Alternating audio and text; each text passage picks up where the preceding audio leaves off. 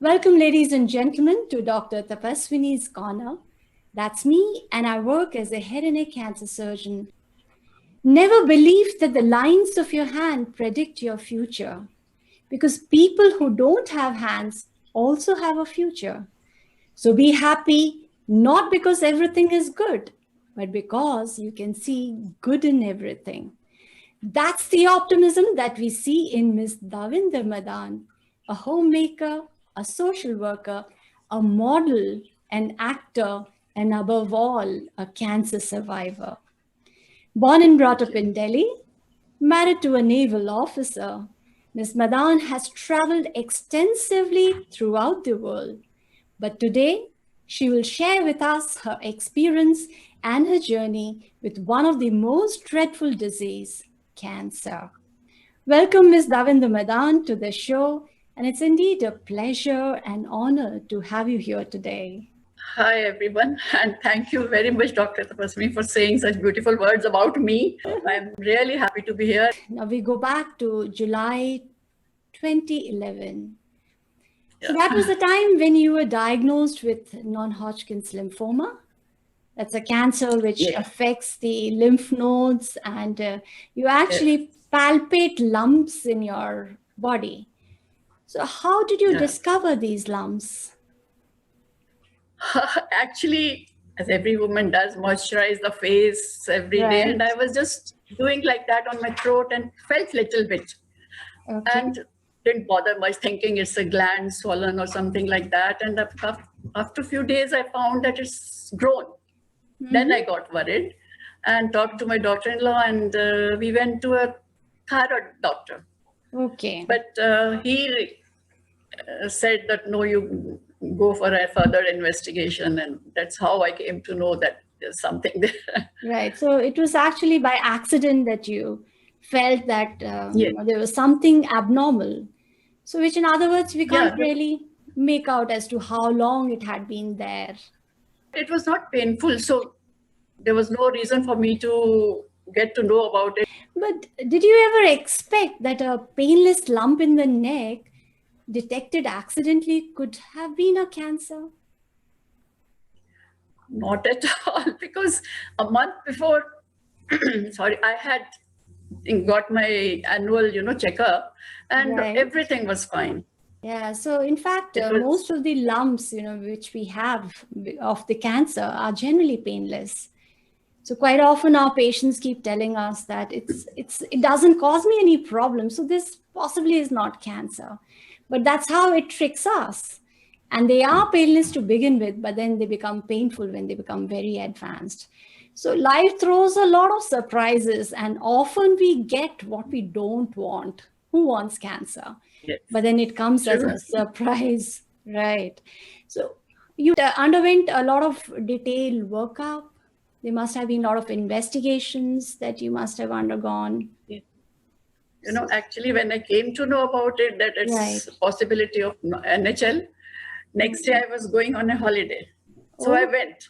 So when you went out with your friends on a little vacation, did this not bother you that this disease could have been something? You never had an inkling that you were harboring a cancer? Actually, I did read a little bit, but still, I said nothing doing. I must enjoy my holiday and worry about it later and then go. That's what true. Was the stage of the disease? Did they tell you? It was just beginning of second stage. It was just the beginning. That's what I was told after the ultrasound biopsy. It was decided. So what factors makes you decide that who should be your treating physician, or what did you see in your physicians and the hospital before you decided your treating place? Frankly speaking, never knew anyone or about it, cancer, how to go about it and where to go. Though later on, in my family, my daughter, they checked about the hospital and the doctors, and they were very happy. So didn't have much problem about that. Straight away went to Dr. Purani and Rajiv Gandhi Hospital. Okay. So what sort of a treatment did they propose for you? He of course, the blood tests were there. Then the bone marrow test was done to see whether it's there or not. And then ultrasound biopsy was there.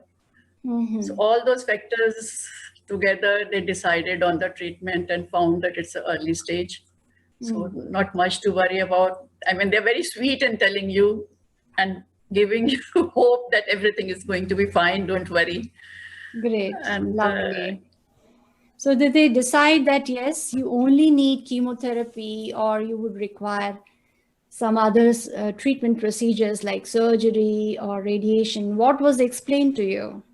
There was, after two, I think, or three chemotherapies, I was told by another doctor that from the group that I might be needing radiation,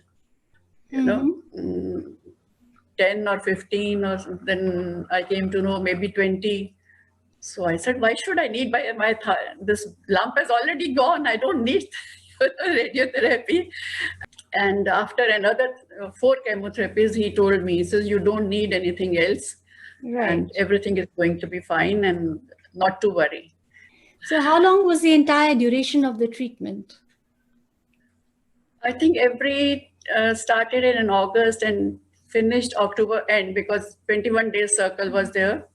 And first time I had to stay 2 nights. Otherwise, 1 night stay was there always. And I think 4 chemo was finished around that time. I think end of October was my last chemotherapy. So what sort of side effects did you have? Did it ever bother you at all? Yes, first chemo, because in my mind I had that it's going to be vomiting and I don't know how many side effects. But I had decided not to bother when I'm going through chemotherapy. They gave you such big tablets, to avoid the vomiting and everything. And I didn't have any vomiting, though after the chemo, I had constipation. And after 2 days, so much of body ache that I didn't want to get up from the bed, It was very painful, body aches, and took 2 days or 3 days to get it better. And then once I had painless boils in my mouth. But after the first chemotherapy, I was better equipped to face the next one, because I took medication beforehand, before going for my stomach, so that I don't have constipation and backache, so I couldn't avoid. But there weren't many next time, because maybe my body started accepting the chemotherapy, by that time. So it became better every time. So by the 4th chemotherapy, I didn't feel much. Okay. And I was actually, during chemotherapy, I was not bothering that I'm going through some procedure or something. I had novel with me in my every time I went to the hospital, I had some books to read with me. Great. My daughter, my son used to be there. So I used to play cards with them to avoid thinking about the chemotherapy being given, so that it won't affect me, I mean, I won't vomit or it won't affect me. The more I think about it, the more I will be distressed. So I avoided thinking about it by distracting my mind and talking and playing cards. That's how I went through it. That's lovely to hear, being positive even during the trying times. And especially that smile of yours, I'm sure you must have smiled it all the way through.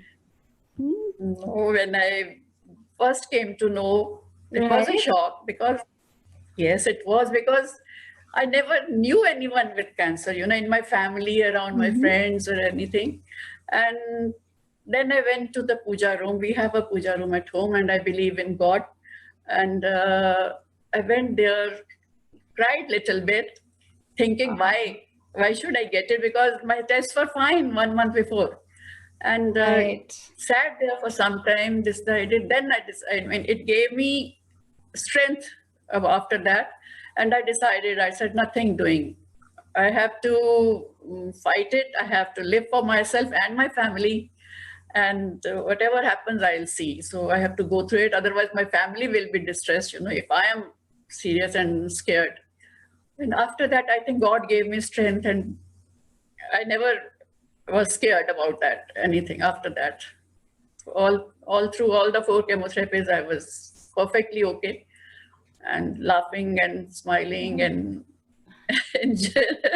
enjoying my stay, I should say, at the hospital. So what precautions were you asked to take during the treatment? Was there a big list that you were detailed on, that you should not take this, that you can take that? What were the various precautions?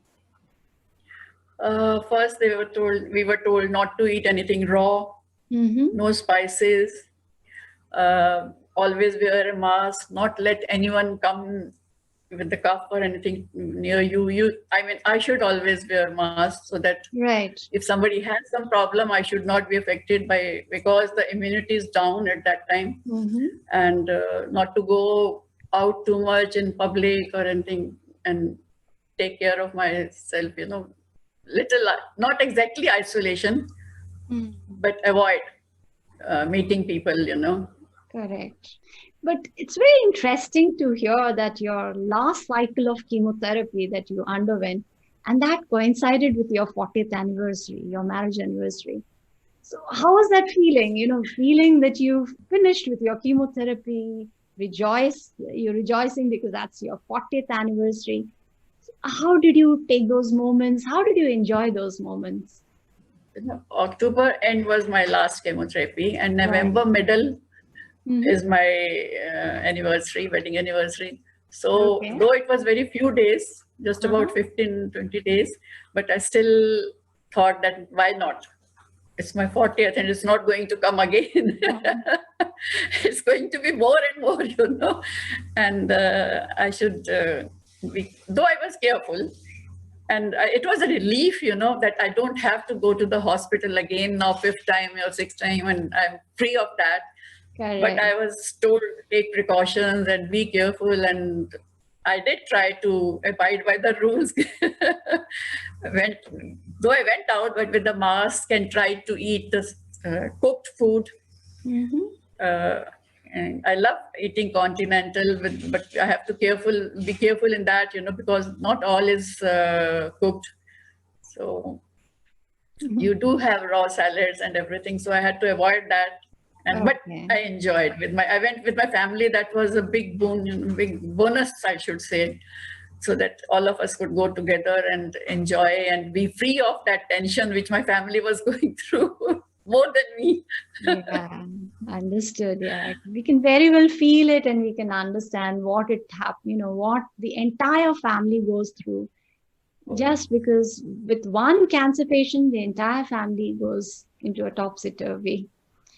What do you think was your source of strength during the entire treatment? First of all, I have faith in God. As I told you, I went to the room and sat there, meditated for some time, and that gave me strength.